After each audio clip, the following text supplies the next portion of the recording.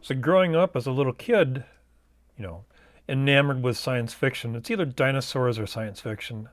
I was never, I was never that big into dinosaurs. It just looked like oversized lizards. And growing up in Oregon, there was always lizards around, so I had my dinosaurs with me wherever I went. So my imaginative preoccupation always ended up going with science fiction.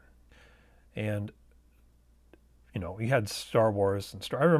I remember seeing Star Wars, the first one, in the theater when it first came out. Yes, I'm that old. And it was invigorating, and it was imaginative, and it was bombastic, and it was everything a little kid would absolutely love.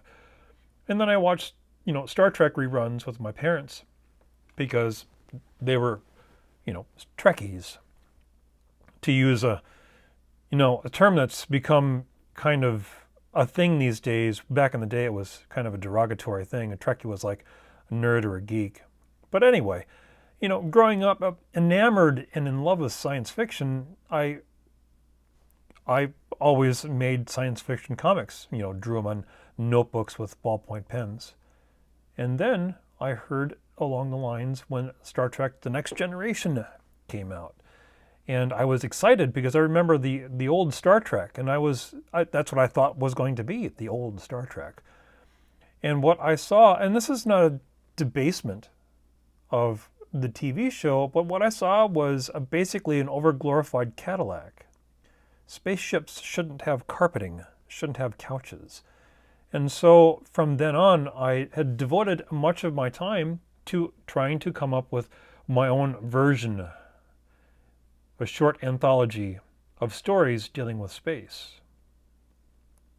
And I tried many times over to create something like that, but it just, things happen, life happens. But what you're seeing right here is essentially one of the short stories to this reinvigorated idea of a science fiction anthology of short stories dealing with spaceships.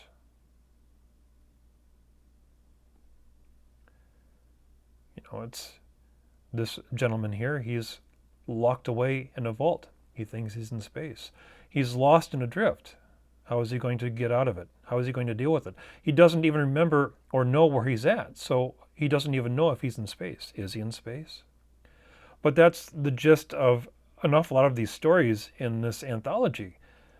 That I appreciated what Star Trek: The Next Generation was, but it didn't provide the thing that I had desired from Star Wars and Star Trek. It just didn't provide what I wanted.